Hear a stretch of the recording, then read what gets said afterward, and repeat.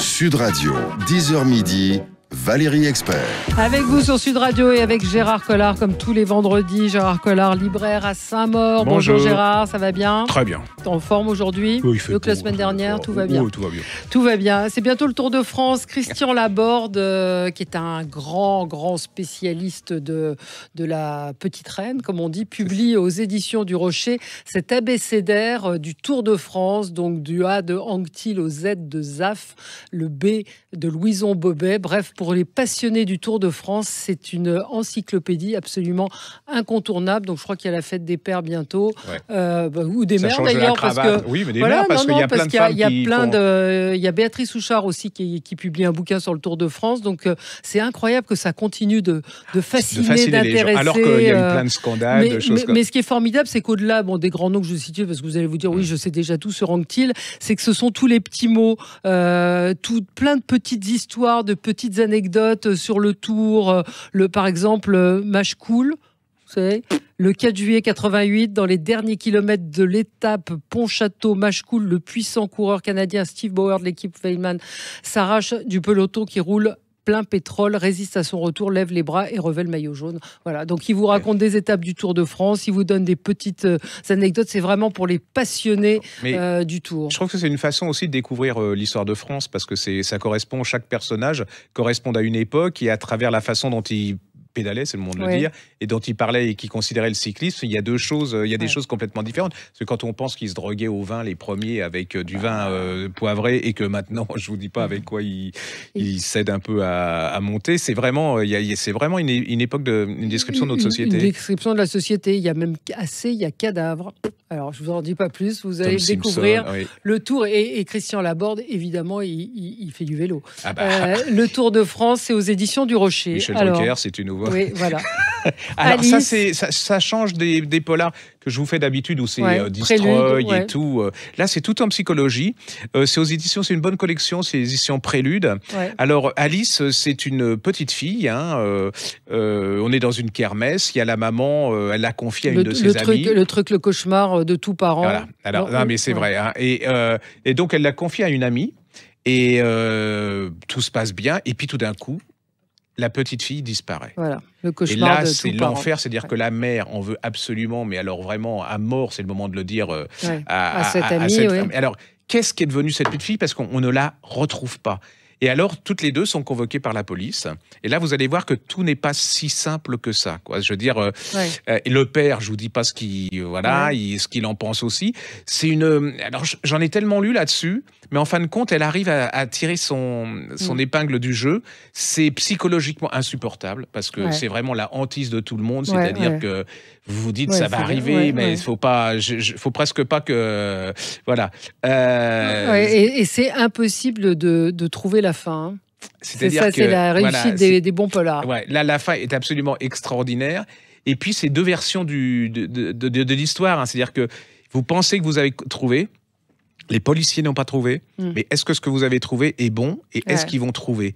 Et ces deux femmes incroyables, franchement, psychologiquement, si vous en avez marre des trucs glauques avec du sang qui coule partout, c'est bien. Alice de Heidi Perks, P-E-R-K-S, et c'est aux éditions Prélude. Je crois que c'est encore pire que les trucs glauques. C'est absolument. Il y a juste, je pourrais signaler, on n'en a pas beaucoup parlé, mais on reviendra dessus parce que c'est un auteur exceptionnel. C'est Harold Cobert qui a fait la suite de Belle Amie. C'est aux éditions Les Escales.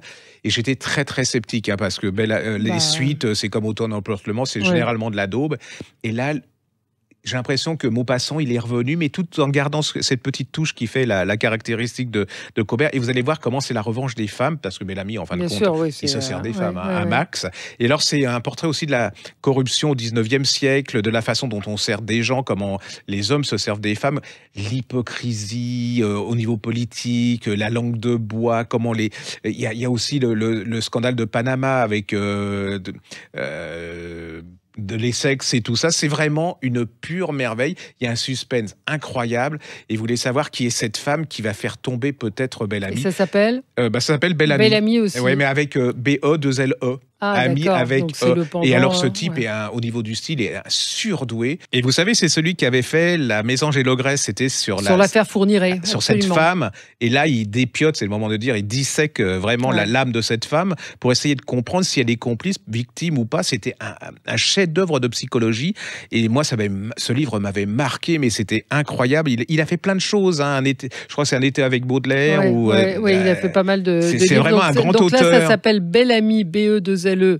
Ami, Harold Cobert, COBERT, donc c'était évidemment... allez-y, parce que c'est un des plus beaux styles français, c'est un type intéressant, ça change un peu de ce conformisme ambiant qu'il y a en ce moment où on lit toujours la même histoire, puis il est brillant, hein, il est cultivé, brillant, il se la pète pas, et en plus pour les filles, il est relativement beau, donc si ça peut l'aider à vendre ses bouquins qui sont d'une grande qualité. Voilà. Frères et sœurs de pouvoir, alors c'est une enquête, un essai de Katia Chapoutier, qui est une amie, mais au-delà d'être une amie, je le dis par honnêteté, mais c'est un livre passionnant parce qu'elle est allée interroger des gens célèbres et leurs frères et sœurs. Donc il y a la famille Oliven, donc Denis Oliven, il y a Julien Clerc et ses 5 frères et sœurs, il y a pas mal il y a les sœurs Caudalie, il y a des gens plus ou moins connus, Apollonia Poilane et sa sœur, et donc c'est le rapport de la célébrité de l'une ou de l'un par rapport aux autres, ce qu'ils ont partagé, ce qu'ils ont hérité de leurs parents, comment ils ont évolué. Bernard et Jacques Attali, les frères Pourcel. Bref, il y a toute une galerie de portraits. Moi, j'aime bien ces livres. On rentre dans l'intimité des familles. C'est assez réussi. Frères et sœurs de pouvoir. Katia Chapoutier aux éditions Le Duc. C'est juste pour vous rappeler, c'est vous qui me l'aviez fait découvrir, c'est de ne pas louper pour la fête des pères ou la fête des mères ou pour les vacances, tout ce que vous voulez. C'est le cahier de recettes de Jackie... Oui, Jackie Durand. Oui, qui était c'est chouette. Ça. Et je trouve qu'il y a un peu de Dormesson dans cette espèce de joie de vivre. Oui, sur le côté un peu léger. Oui, absolument, avec cet amour de la vie et tout. Allez-y, c'est un pure petite merveille, ce livre. Alors, toute autre chose, Jules Gassot, La nuit ne dure pas. Alors, Jules Gassot, il a déjà écrit 4 livres, il est très jeune, je crois qu'il a 30 ans, mais alors il a une maturité incroyable. Si vous aimez les histoires de famille, les non-dits, alors lui, son personnage a 40 ans, il vient de se faire larguer par sa copine, il est pas dans une forme éblouissante, c'est Noël, sa mère lui dit viens passer Noël, sa mère elle est pas très sympa, et puis sa sœur qui elle a 3 enfants, une vie parfaite, une maison à Méribel, c'est bizarre, ça. Dit venez nous rejoindre. Non, il n'y a pas de polar, non, mais c'est donc une Noël en famille, avec tout ce que ça comporte, mais ce qui est bien c'est son écriture à Jules Gassot qui est très il a beaucoup d'ironie en fait sur les choses, beaucoup de cynisme sur les personnages qui sont envahissants, qui arrivent, les gens qui sont sûrs d'eux, et puis c'est surtout une réflexion sur l'usure du couple. Est-ce qu'un couple peut durer toujours, comment ne pas passer à côté de sa vie, beaucoup de thèmes de réflexion, mais c'est surtout cette famille avec quand on aime ce genre de livre où il y a des rebondissements, des histoires qui arrivent là-dessus, donc et je trouve que le titre est très beau, La nuit ne dure jamais. Jules Gassot, c'est aux éditions Rivage. Il y a une nouvelle école française comme ça, par exemple, où il y a Florent Loiseau qui a fait Paris-Venise aux éditions en pocket, qui sont des petites merveilles comme ça. Il y a du recul, mais de l'humour. Il y a de l'humour, il y a beaucoup de pessimisme. Moi, j'aime bien parce que c'est à la fois pessimiste, mais en même temps assez lucide et réaliste sur la vie. Et il cache cette pessimisme derrière l'humour, souvent, et le recul et tout. Mais quand on y pense vraiment, c'est pas... Et on se demande comment un garçon aussi jeune a autant à ce regard...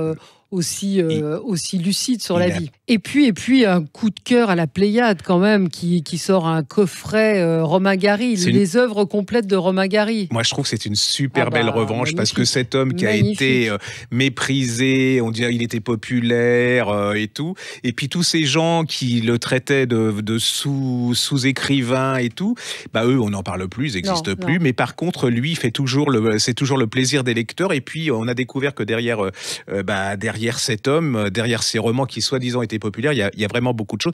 Puis j'adore, le type, il a été résistant, il a aimé les plus belles femmes du monde, il était diplomate. Ça c'est mal fini, mais ses livres sont magnifiques, La promesse de l'aube, et puis ce qu'il a écrit sous le nom d'Émile Ajar, Gros câlin, c'était... Et puis moi je trouve que ça n'a pas pris une ride, et puis cet homme qui décide de garder la main mise sur son destin et qui se supprime à la fin en disant faut que ça cesse, c'est là que ça s'arrête. Je trouve que c'est un très... Alors allez-y, là c'est les le coffret Pléiade est exceptionnel et pour moi, c'est un des grands écrivains du XXe siècle. Et puis c'est justice qui lui est rendue. C'est une sacrée revanche. La Pléiade, c'est vrai que c'est la collection de référence, mais ça veut dire qu'il fait partie du patrimoine littéraire Absolument. français. Et je trouve que c'est vraiment une très belle chose. Et puis n'oubliez pas le livre de Guy Carlier, on l'a reçu dans l'émission Média. C'est un très beau livre, moins 125. Il raconte comment il a perdu 125 kilos, il pesait 250 kilos.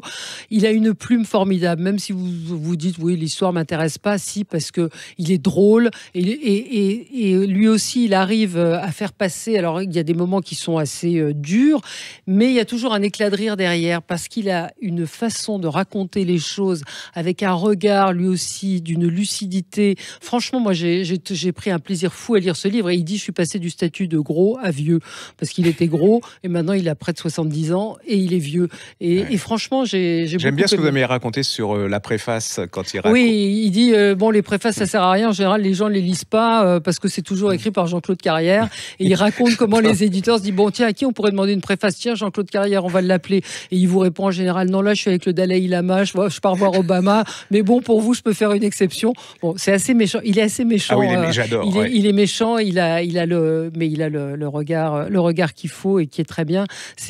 Donc c'est coécrit, enfin c'est une grande partie qui est écrite par lui et derrière Jean-Michel Cohen qui parle de l'obésité puis de leur rencontre parce que Carlier a voulu lui rendre hommage en racontant leur rencontre et comment le déclic s'est fait, parce qu'il raconte ses humiliations, comment des femmes l'aimaient, des femmes sont tombées amoureuses de lui, mais lui ne s'aimait tellement pas que il a tout fait pour les rejeter. Donc ça s'appelle Moins 125, Guy Carlier, c'est aux éditions du Cherche Midi et c'est vraiment un très très beau livre.